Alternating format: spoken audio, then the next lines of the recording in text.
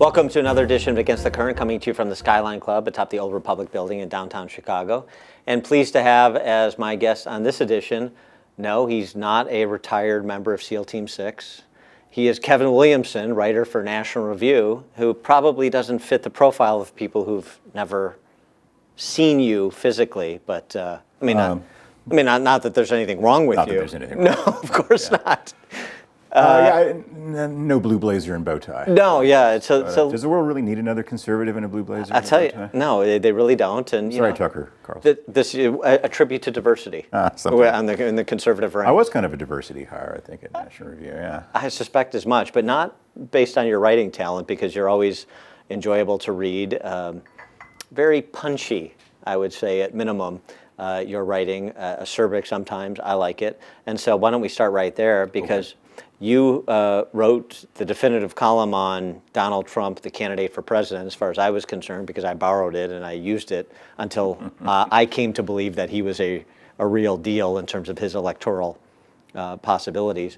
And that was Ape Rides Down an Escalator. Witless Ape, right? Excuse me. Of course, right. You have to, right. Witless Ape Rides Escalator. Witless Ape It's Rides. a good headline. It's a dumb column, though, in retrospect. Well, sure, yes. Because the column didn't take him seriously as a candidate. And he ended up being the nominee, and then he was elected president of the United States of America. True story. Yeah, it's weird.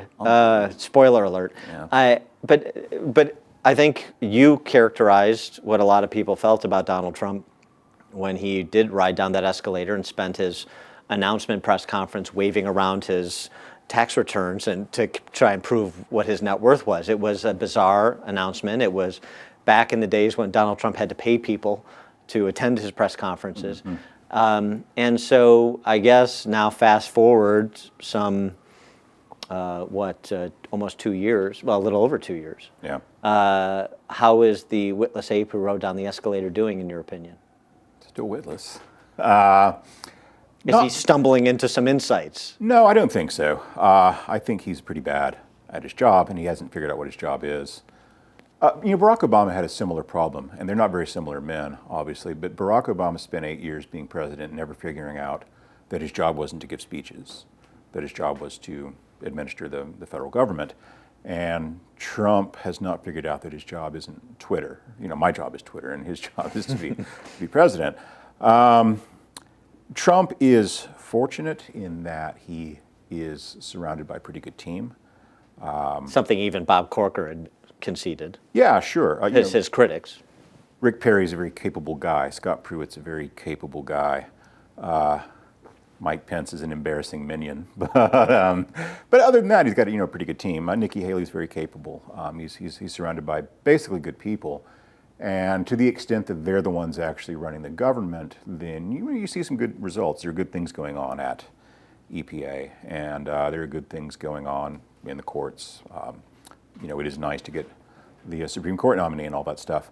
And frankly, other federal appellate and district court judge. And whoever's doing that, picking for him is Leonard great. Leo at Federalist Society, probably. Yeah, probably. This is a guy who seriously talked about putting his baddie sister on the Supreme Court. He could have put Judge Judy on the Supreme Court. He's just that kind of character, and he cares about celebrity and ratings and those sorts of things. He doesn't know anything about the law or the Constitution or any of that stuff. So to the extent that he listens to advice from people, especially about things he doesn't care about very much. So Trump doesn't have any opinions about what a judge should do, I think, other than give him the results he wants. So there's no price for him to pay for picking judges that people like, and there's no reason for him to pick judges that his supporters aren't going to like. So that's a pretty easy thing for him to do. It's pretty easy for him to go along with what Pruitt wants to do at EPA. It's pretty easy for him to go along with some other things. Where he runs into trouble is that big policy changes require presidential leadership, even when you control both houses of Congress. So healthcare reform failed because Trump doesn't know what he wants, and he wasn't able to, therefore, get Republicans to agree on something. Tax reform probably will fail for the same reason, and the program they've offered up on tax reform is pretty pusillanimous, and it's just not a very good bill, not a very good idea. So things that require big moving parts like that really require a lot of presidential leadership, And Trump just isn't the guy to do that because he doesn't understand the policy questions. He doesn't have any interest in them. And anything that's more than 140 characters is going to be a bit beyond him. Do you think he intuitively understands the politics, though, whereas, like, hey, get Obamacare repeal and the House did it and the Senate didn't, so the Senate's the fall guy. Get tax reform through, and Paul Ryan looks poised to get even something you call pusillanimous through in some form or fashion and kick it over to the Senate. And it's kind of, instead of everybody kind of aligning interests, what you have arguably is everybody trying to cover themselves. Paul Ryan trying to cover his caucus, Trump covering himself, and Mitch McConnell struggling to do the same because he's got a very limited margin for error. Yeah, I wouldn't say that Trump understands the politics. He understands marketing. Yeah, okay. And that's the one thing he's good at in life. So the problem is that he wants to position himself as a winner, right, as someone who can deliver these big victories, and so far he hasn't. And he's probably not going to because he doesn't know what that looks like. It's hard to get anything done in Washington in the best of circumstances, but it's impossible to get anything done when you don't know what you want to get done. And that's when you run into the problem with Republican factionalism and the fact that the House has about 5 different groups that don't really agree on big policy questions. The Senate's got about 2 groups that also don't agree on big policy questions, and then there are differences between the House and the Senate, and between Washington and the governors and the state legislatures. So that's when you really need a president. Barack Obama, don't think much of him, but give him this much. He knew what he was elected to do, which was to get something called health care reform passed. And he was willing to give up the Democratic majority in both houses in exchange for doing that. And he went and told them, look, we need a bill that has X, Y, and Z and doesn't do A, B, and C. And other than that, you can do what you want with it. And they did, and he was going to sign it, and was, he spent 115 days giving consecutive speeches about healthcare. Right. He went and nailed himself down on it and did the job. Reagan did the same thing with tax reforms back in the 80s. Trump doesn't have the attention span to do something like that. And can you imagine Trump giving an hour-long speech on healthcare reform? What would it say? Well, if it was scripted. Yeah, so you have to admit his really don't run that long typically. Not that long. They're not very full of detail. No. So yeah, he can read a teleprompter as well as the next guy. But if we're going to do that, Lou Dobbs should be president. The best teleprompter reader ever. Well, sure, he's the gold standard. Really, teleprompter reading. He's awfully good at that. So I guess maybe Bill O'Reilly, but he's not in good order anymore. He's past Sell tense. by day, But with respect to Trump, so you're not somebody that ascribes to the Selena Zito formulation. Selena Zito from the Pittsburgh Gazette, contributor CNN. Yeah.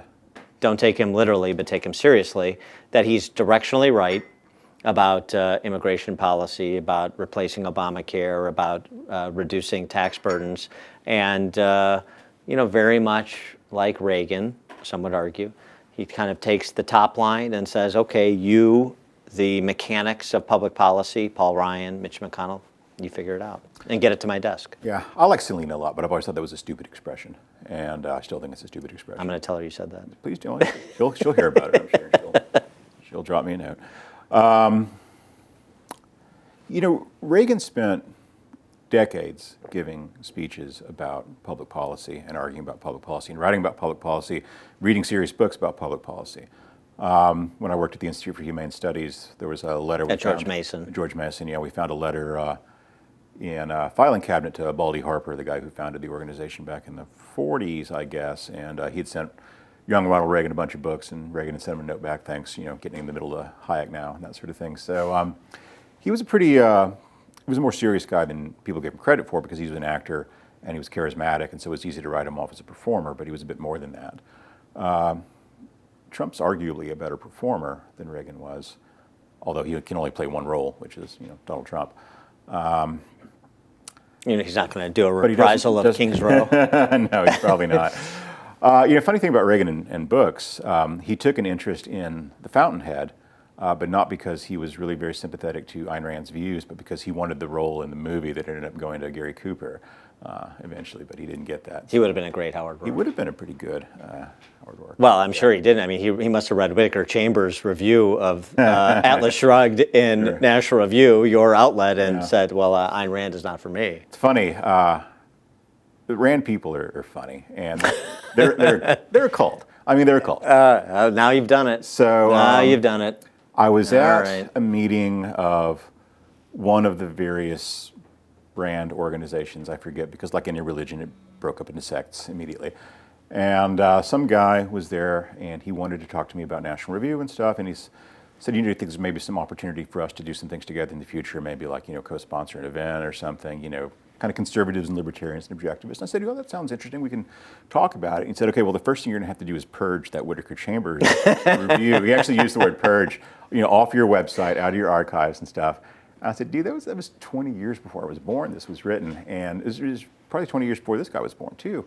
But they're still mad about that. It's 1957, wasn't it? It was a rather scathing review, and Whittaker Chambers To a gas chamber, go. turned out to be a pretty good writer. He was a pretty good writer. Yeah.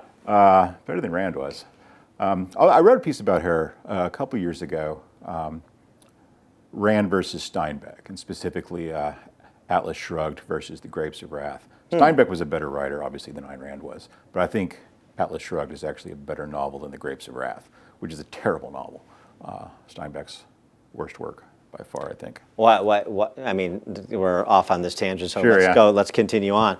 What was the spark that led you to do the comparison contrast? Well, because they're similar novels. They're both political tracts masquerading as novels.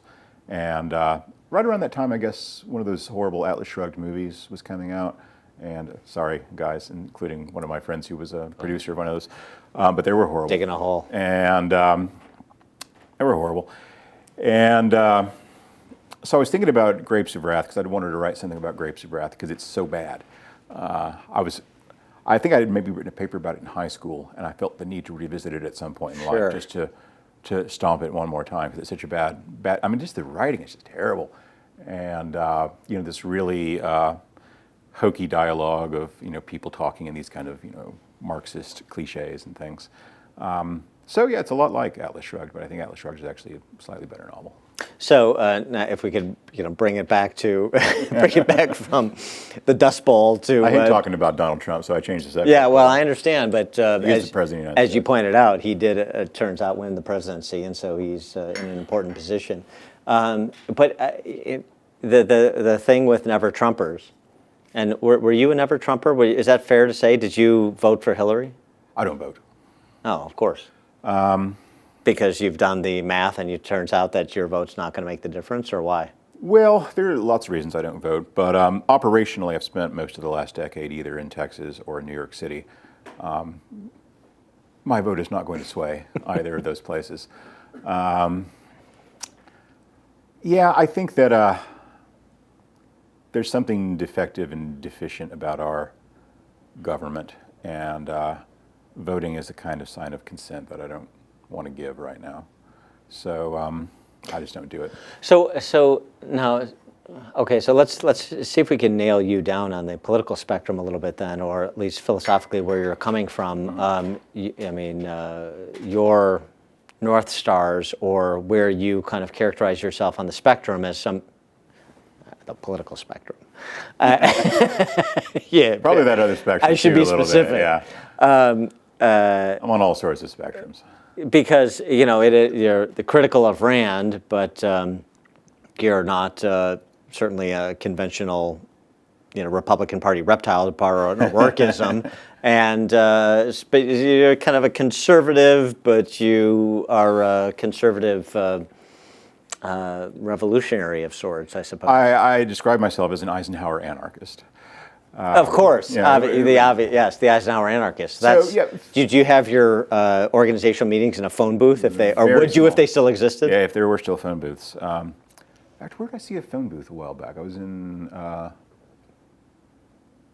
some place that has phone booths. Oh, it was London. There's this particular neighborhood that still has a bunch of red phone booths. Well, that's like a paean to a bygone era, right? Yeah, I think they're just kept up as tourist attractions or something. They probably don't have phones in them. They probably have internet connections or something. I don't know. Something about the royal family. Right? Yeah, so An Eisenhower anarchist, that requires a definition. philosophically, I'm a pretty extreme libertarian.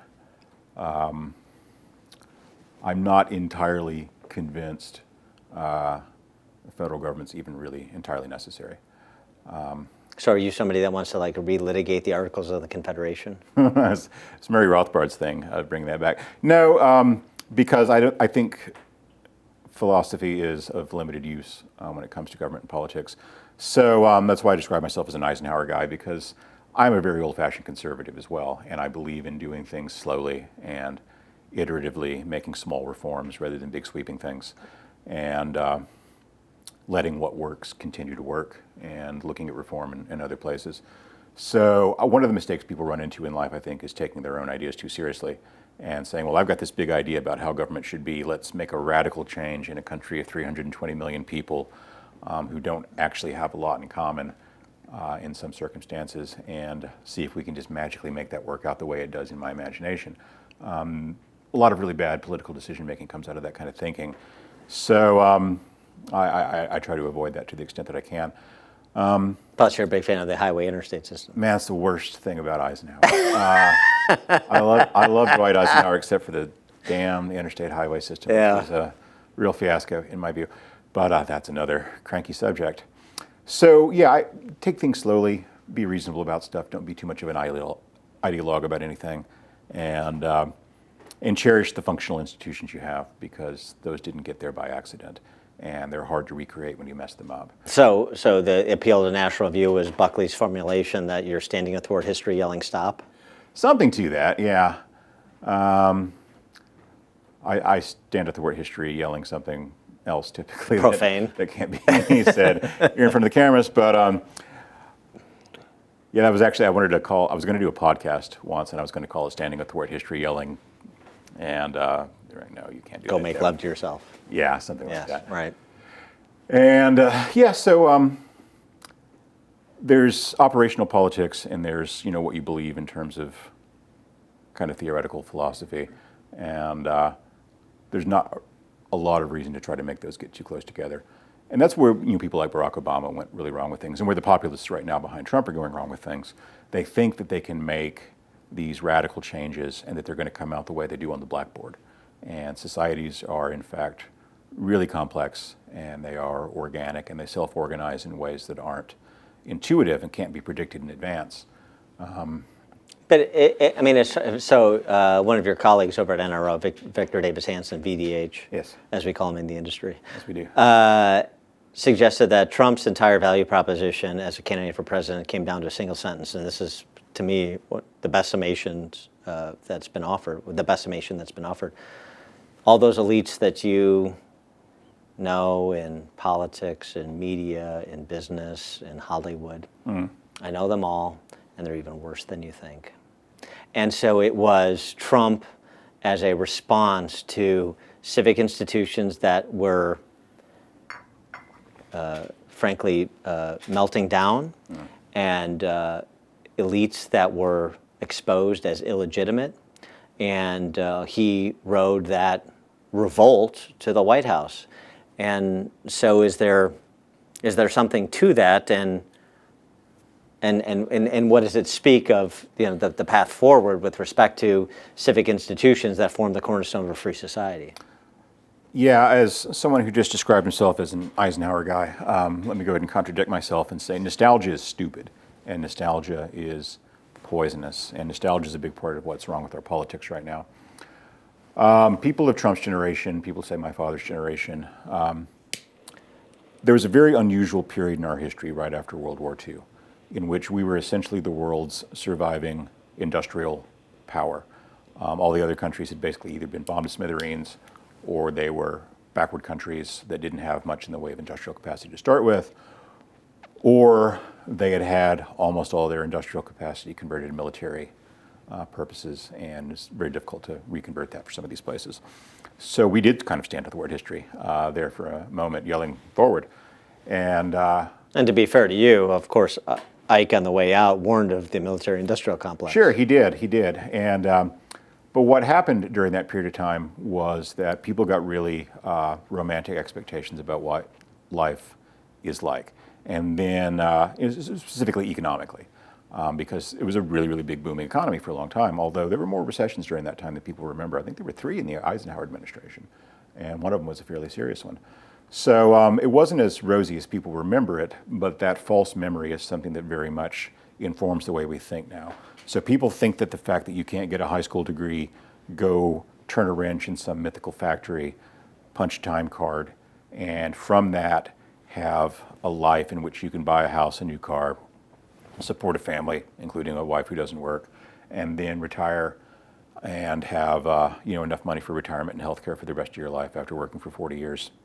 They think the fact that that doesn't exist means that something went wrong, that somebody ripped them off, and that they're being exploited in some way. Well, now you can have your 1957 standard of living pretty easily.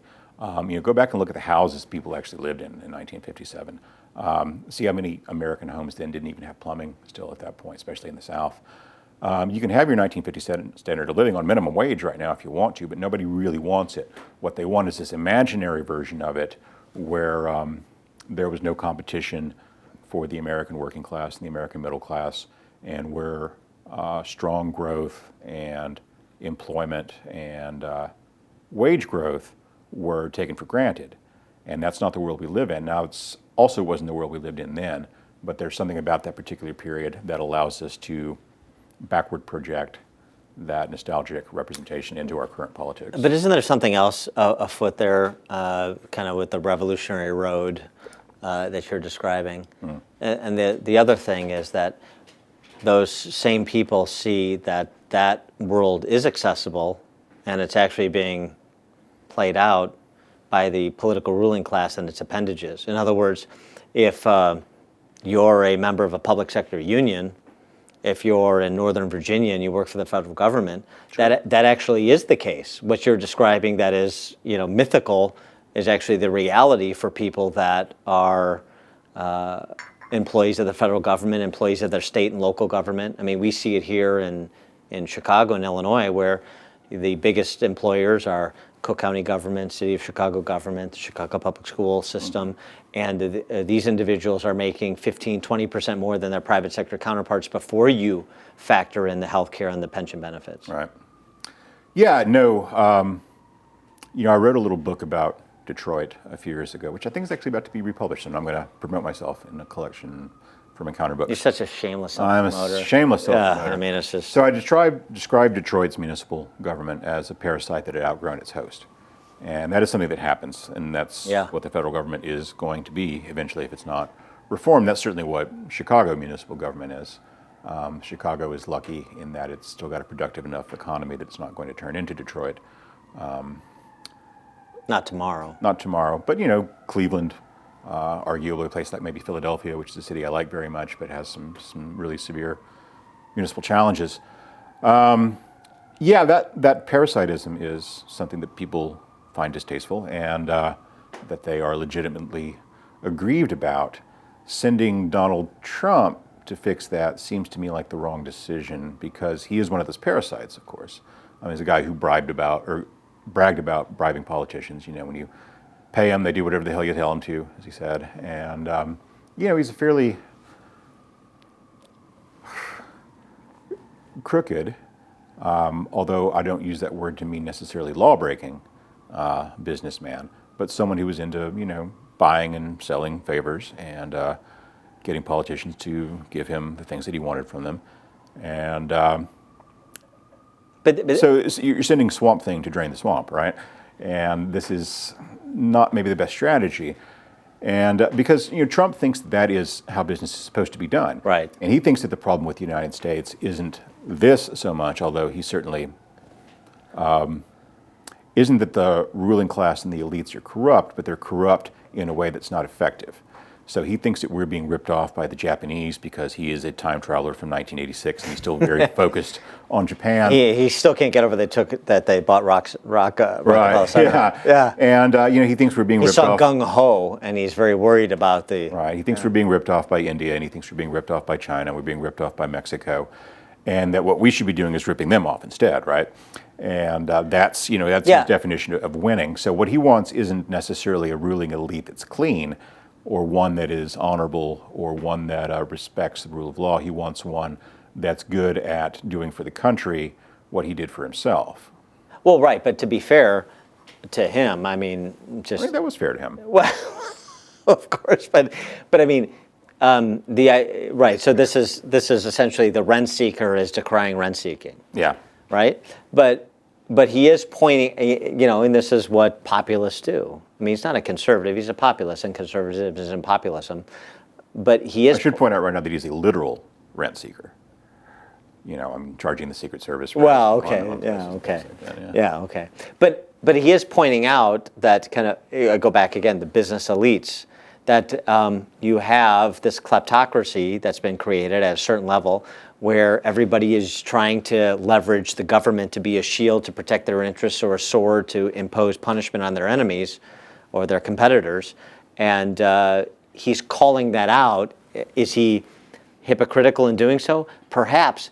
But the failure of the Republican Party in particular, since that's the party to which he affiliates, to do so, provided that opening for him, didn't it? Yeah, there are some structural problems with the Republican Party. Trump's broader economic view is also very much out of date, I think we should probably emphasize. And it's not just his fixation on Japan, but his fixation on manufacturing and companies like, say, General Motors and the automobile industry. If you look at the companies that are really thriving, that currently really define and drive the American economy, you're talking about Amazon, Facebook, Google, Apple, companies like that.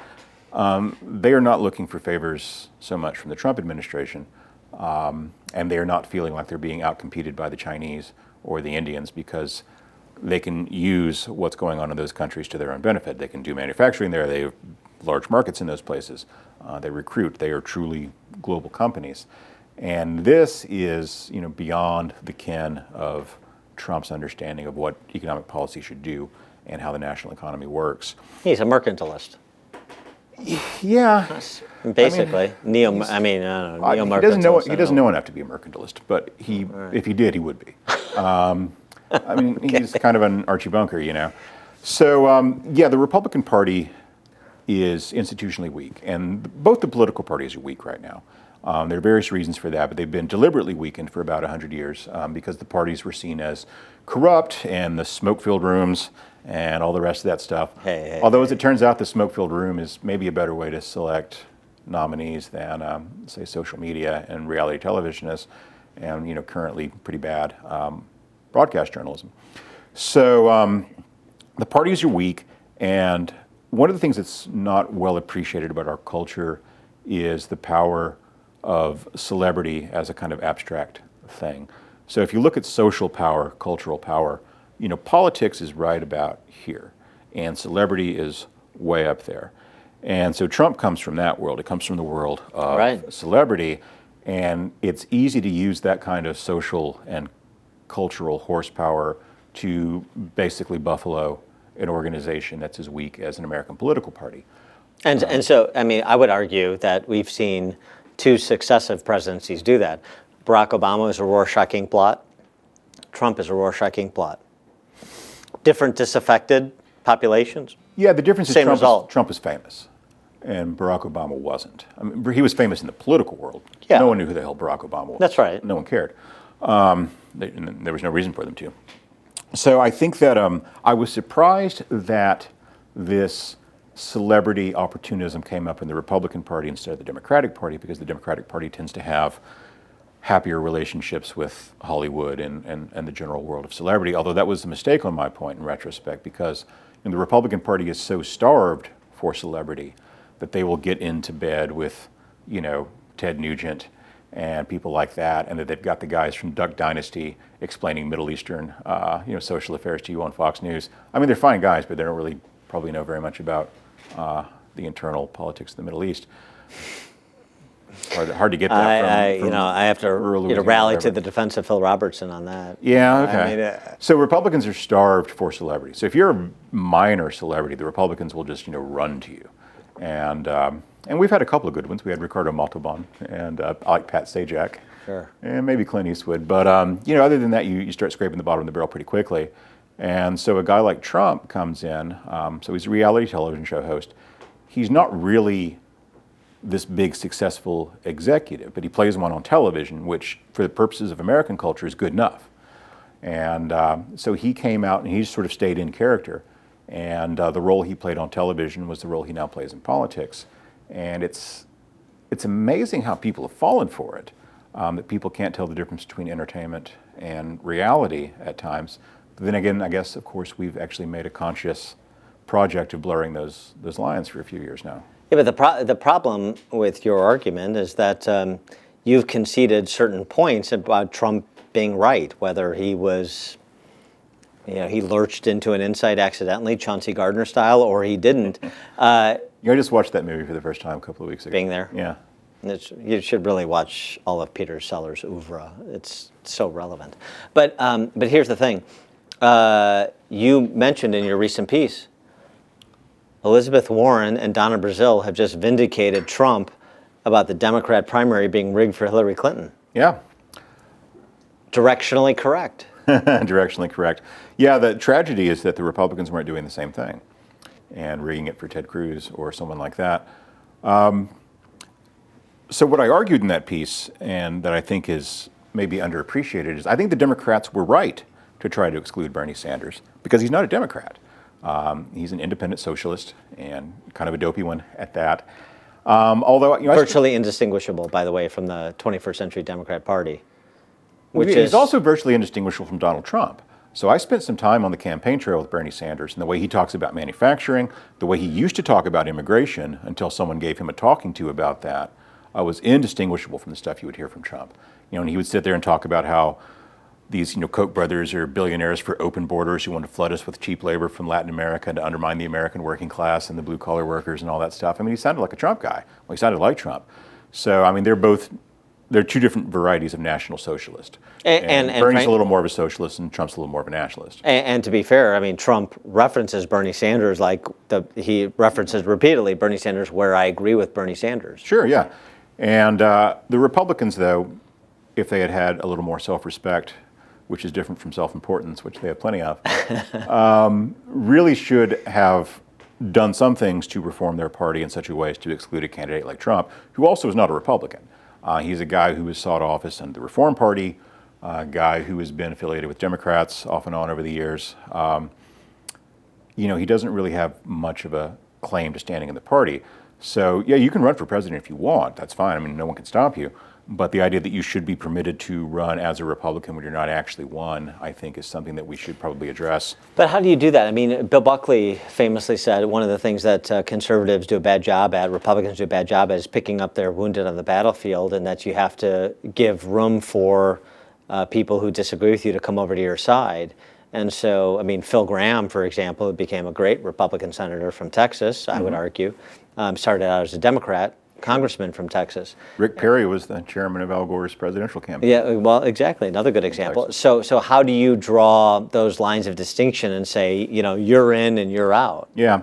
Well, that's where the hard work of politics happens, I suppose. The Republican Party is going to, at some point, have to decide what it actually believes in. And if it's going to be a free market, free enterprise, free trade party, it can't also be the Trump populist party.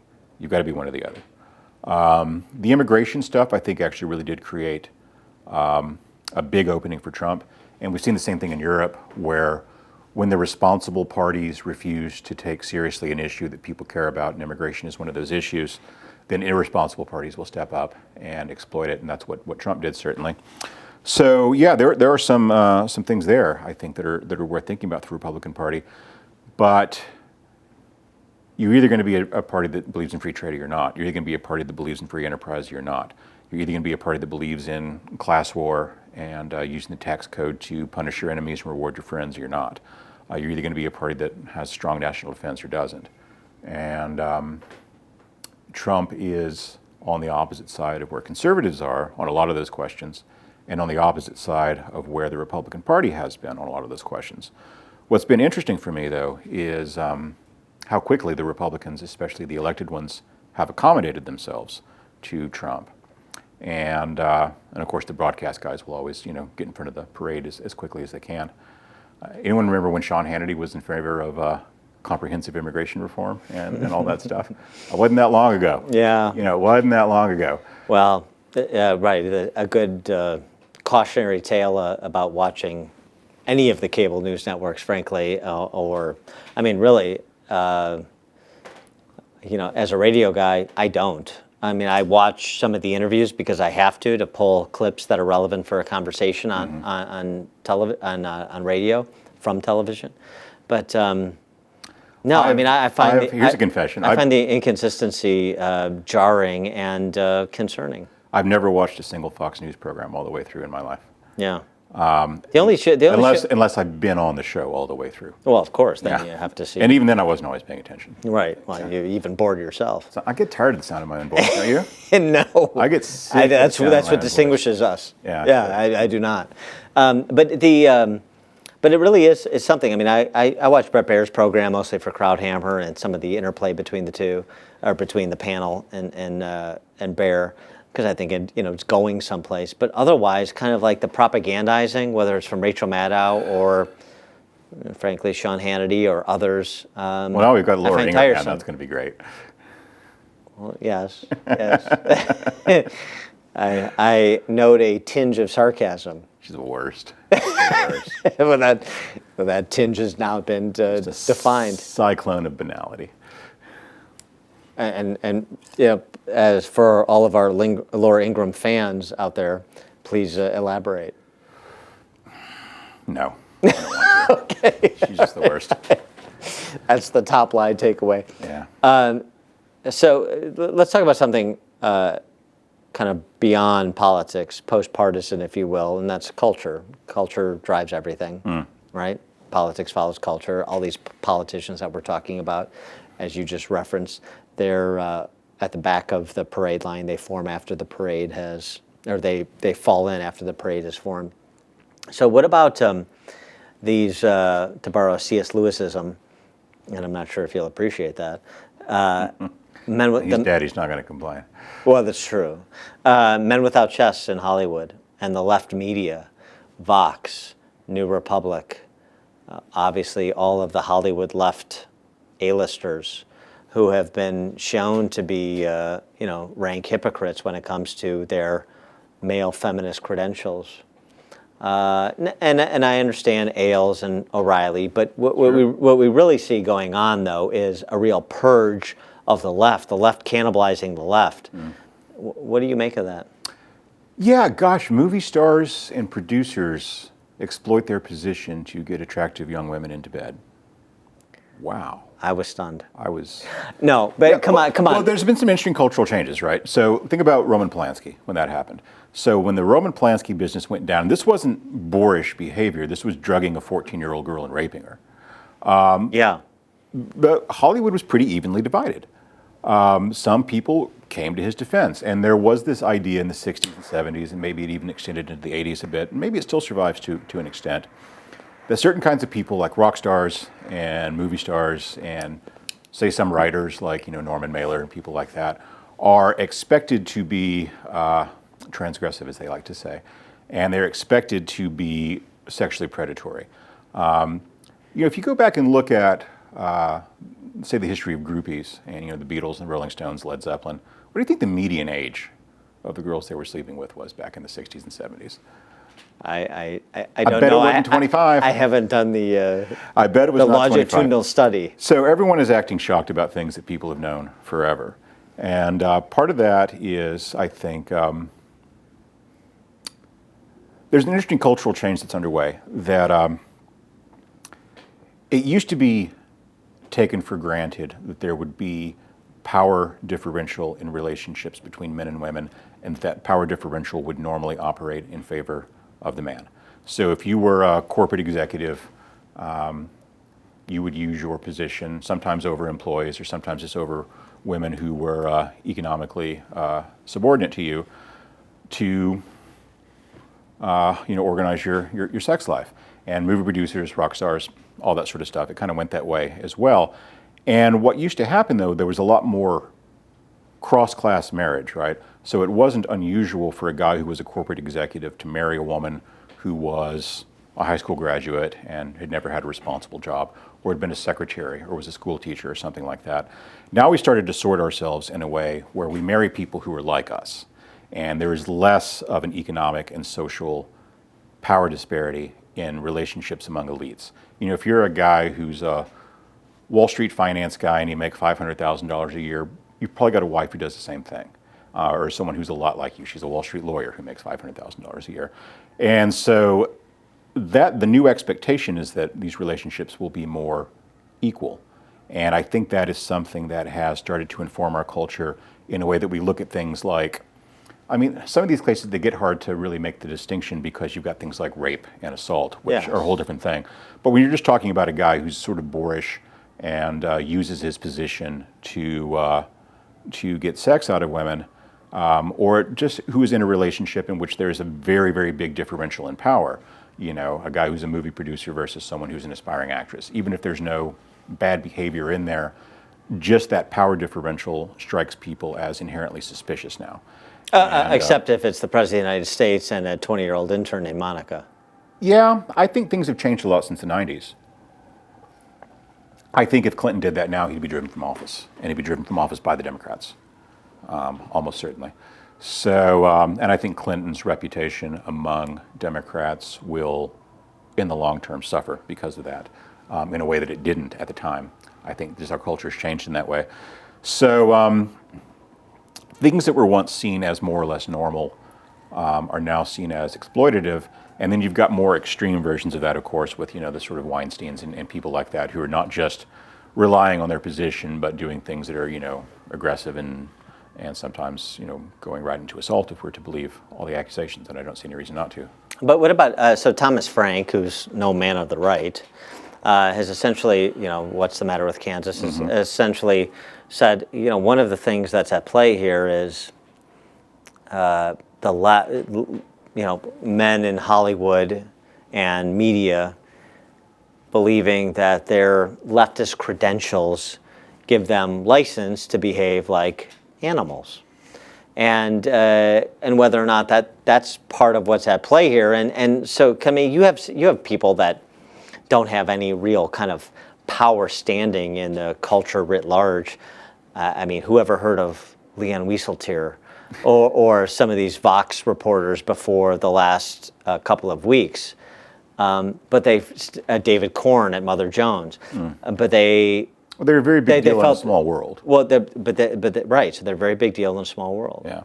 And so, what about that? The idea that my leftist credentials give me license to indulge my appetites.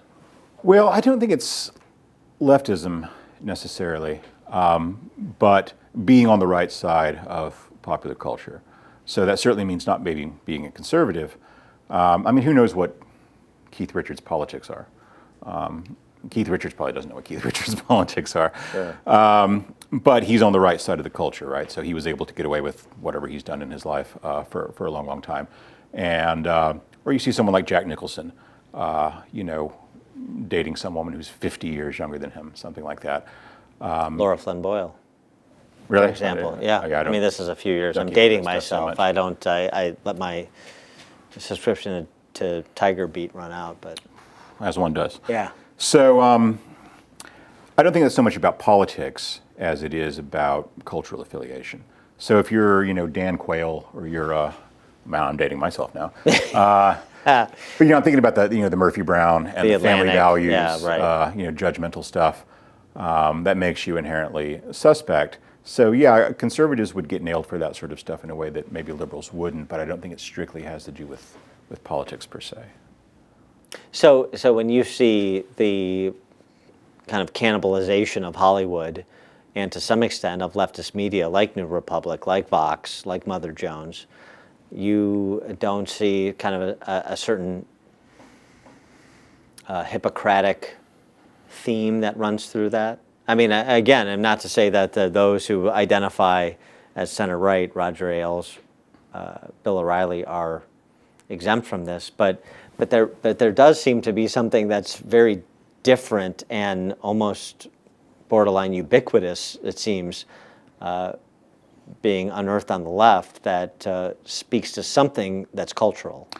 Maybe. Well, I think there's a bit of mass hysteria happening, and in some of these cases, you look at what they're accused of, and it's making an off-color joke or hugging someone, and the hug goes on a little longer than anyone was comfortable with. that's not sexual assault. And I'm not sure that's even necessarily conscientiously bad or exploitative or predatory behavior. I mean, maybe it is in some cases, maybe it's not.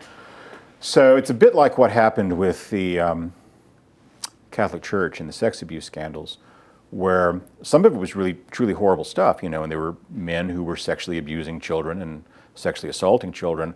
But then you start drilling into some of the cases, and then you find cases, well, there was a guy who had a relationship with a priest, and it started when he was in his 30s and lasted for 15 years. Well, okay, that's improper.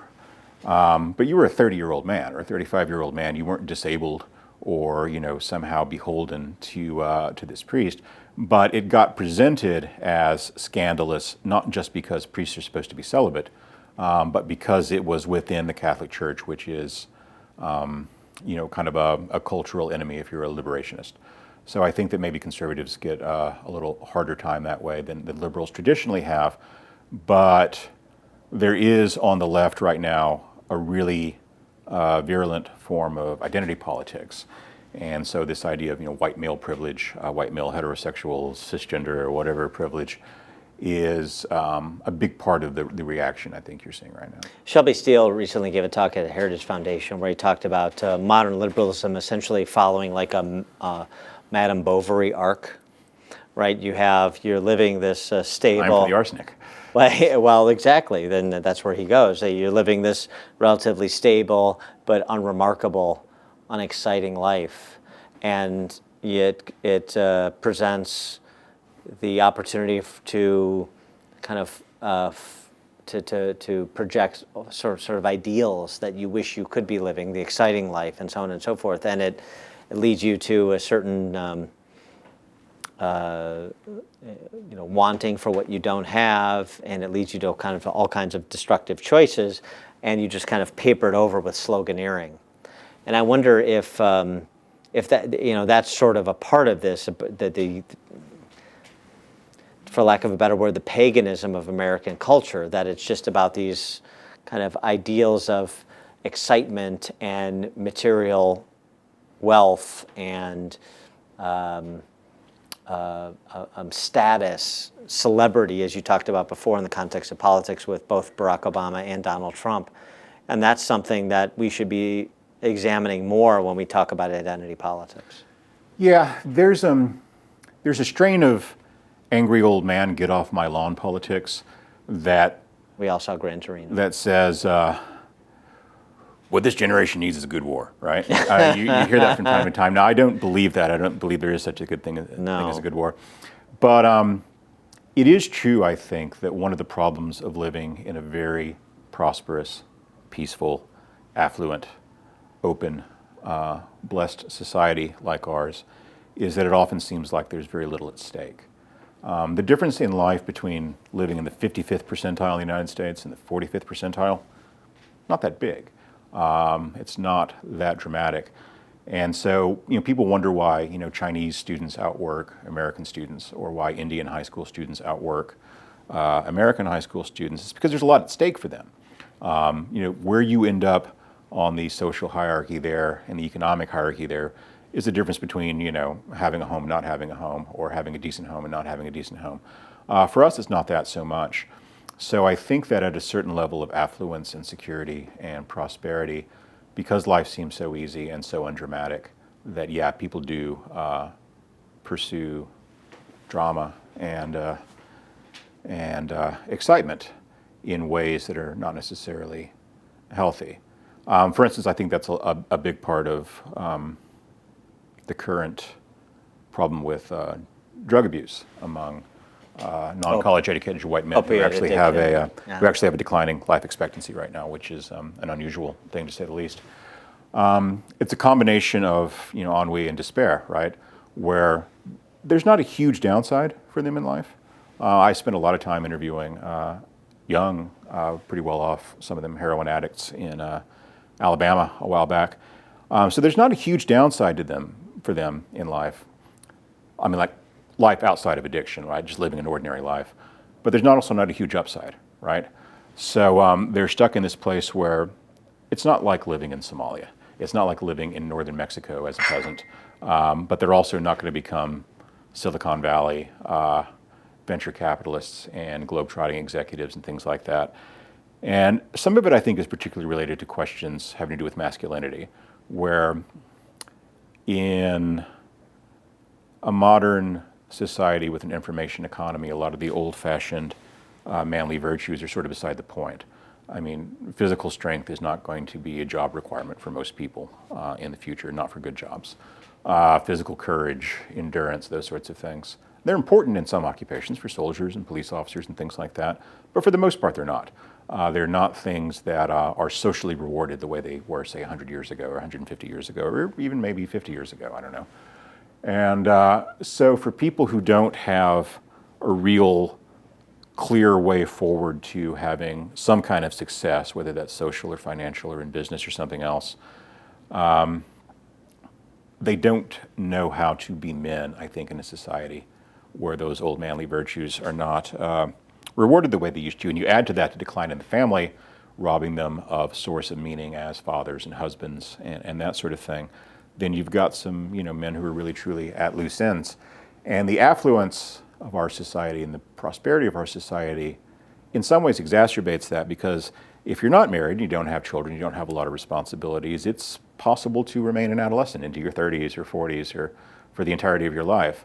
And I think those things work together in a way that's destructive. So how important was JD Vance's kind of surprise bestseller, Hillbilly Elegy, about describing not just what gave rise to Trump's electoral success in 2016, but also in terms of commentary on an important slice of American culture at present?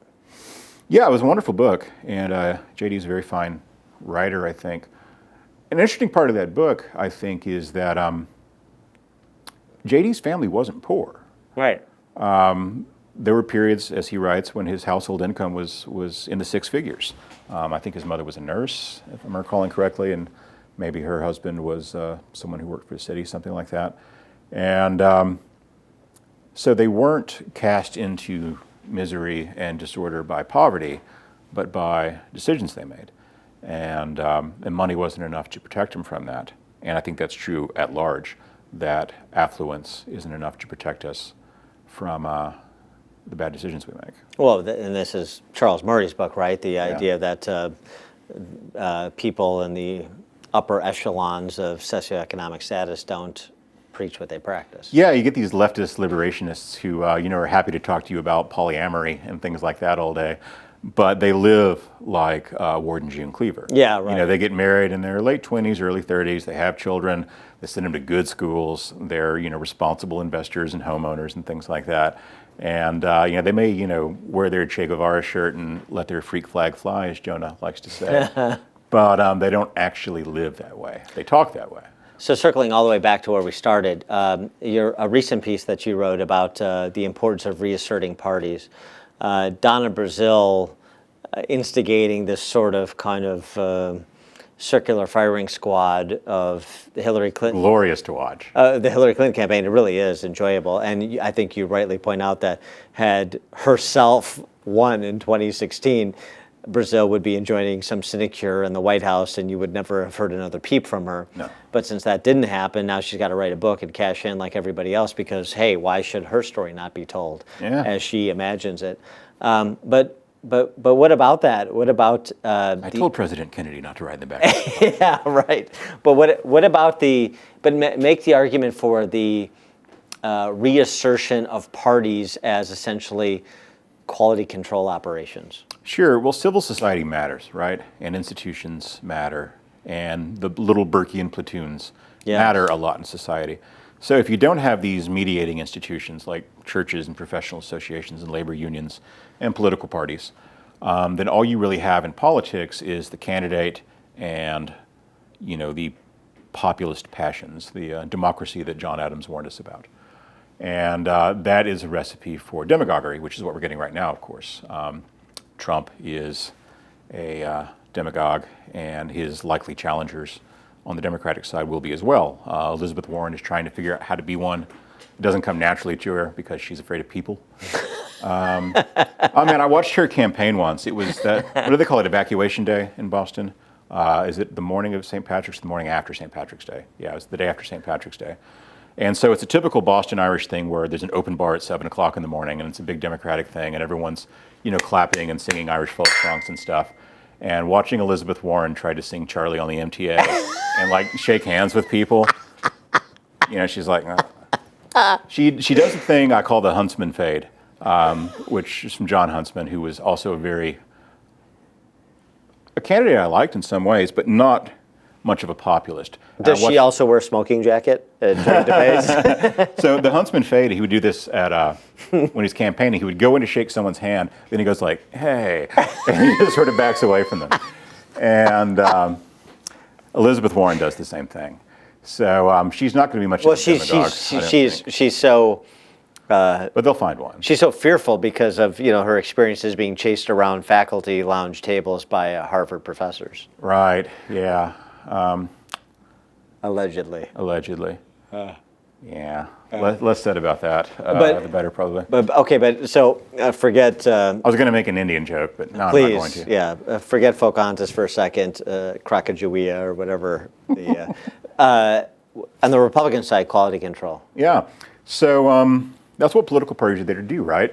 To keep extremists and demagogues and irresponsible people away from the levers of power. As I wrote in the piece, the difference between a republic and a democracy is that a republic puts up more roadblocks between fools and the things they want, and democracy doesn't. So the more democratic your institutions are and the fewer mediating bodies you have, then the more demagoguery and the sort of shallow populism you're going to get. And Trump is very much, I think, a product of that failure. He is Kevin Williamson. You can catch his unvarnished stylings at National Review, nationalreview.com. National Review columnist Kevin Williamson. Thanks so much for joining us on this edition of Against the Current. It was great.